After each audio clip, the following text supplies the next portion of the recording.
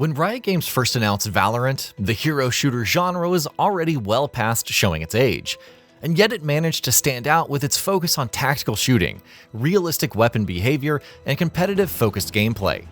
So what does that say about Bad Guitar Studios' FragPunk, arriving several years after Valorant with its own twist on the specific hero shooter subgenre? Just that a deck of cards can't always revitalize an experience, even if the overall fundamentals are worth checking out. FragPunk occurs in a sleek, futuristic setting where a mysterious, reality-altering material called glunnite has been discovered and harnessed into shard cards. Activating cards can result in all kinds of effects, from flipping reality to changing the behavior of guns. As such, various mercenaries known as Lancers want to get their hands on this material to make more cards. To what end? Well, the cinematic trailer does shine some light on this, but good luck trying to learn any of that in the game.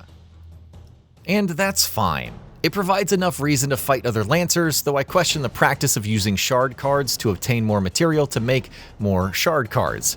Perhaps there's something about the endless cycle of battle for potentially limited resources. At its core, FragPunk is more or less akin to Valorant. It's 5v5, each player controlling a unique agent, or Lancer. You have the buy phase where you can acquire primary, secondary, and melee weapons. Each of your abilities has specific charges that won't replenish mid-combat.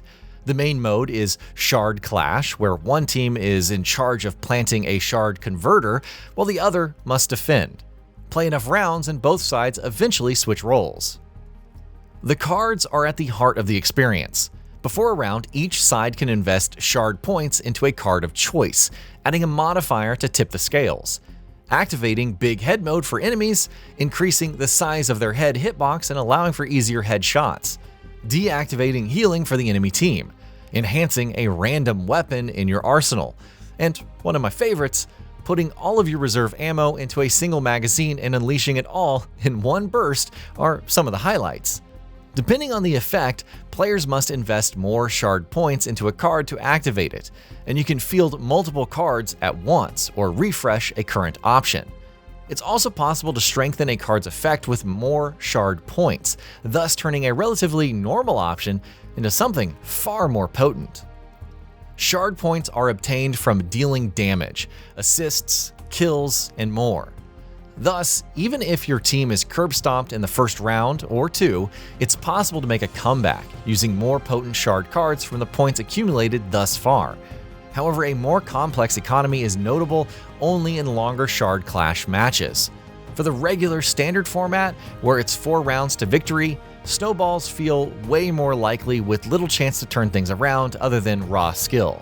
However, the same applies to a team that invests too many shard points when things are going well, potentially ending up on the back foot if your opponents turn things around.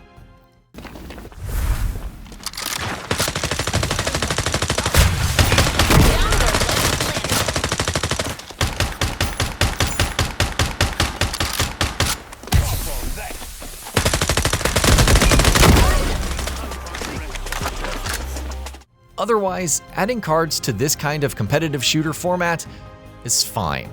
They're only active for a specific round and not the entire match, which is understandable to prevent things from falling into complete anarchy.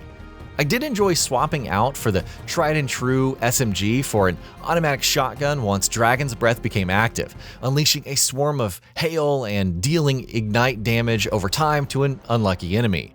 But these instances of drastically altering your overall setup felt few and far between.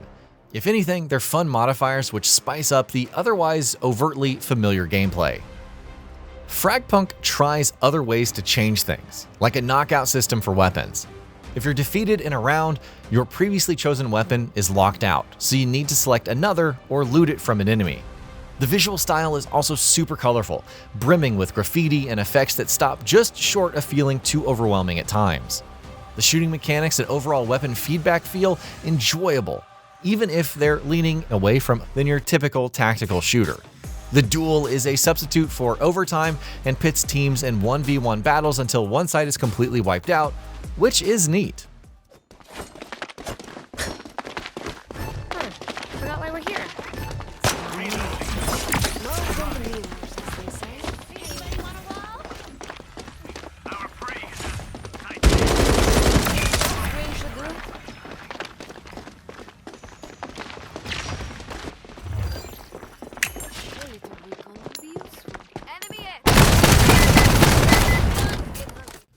But they can't hide FragPunk's most glaring problem in a nutshell.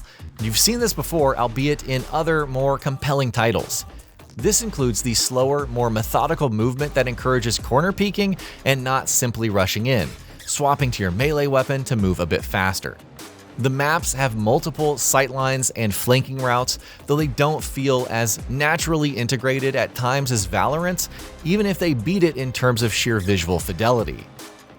The various Lancer abilities are also nothing too out of the ordinary, ranging from your typical scanning, turrets and remote-controlled allies, to detection beacons, camouflage, and entering the void to avoid damage, but not being able to see enemy players. It all works well enough, though there are some periods of awkwardness and very little feels non-derivative, which is a shame because of how cool the Lancers themselves look. Then again, their sleek design belie the lack of organic interactions between the characters. Everyone has their quips and voice lines, even the announcer to an annoying degree at times, but they otherwise come off as strangers to one another. I would argue that this kind of approach to character interactions would make more sense in Valorant rather than FragPunk's more casual, over-the-top identity, but your mileage may vary.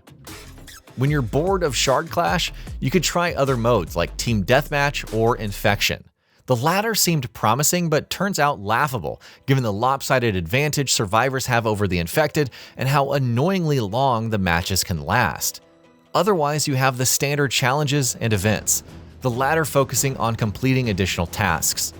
Thus, we arrive at the sheer amount of currencies and microtransactions inherent in FragPunk. And I get it, it's a free-to-play game, it's all cosmetic. Valorant charges plenty of exorbitant prices for their skins, and even Overwatch 2 brought back loot boxes. But even if you can justify all of that, there's no denying that FragPunk makes it needlessly difficult to navigate all of this. I still don't know what weapon keys do, why soda cans are gacha, and even how we got to this point. Even if you ignore all the cosmetic nonsense, you still have to unlock additional Lancers with gold or FragPunk coins acquired by spending real money. At least all the shard cards are free forever.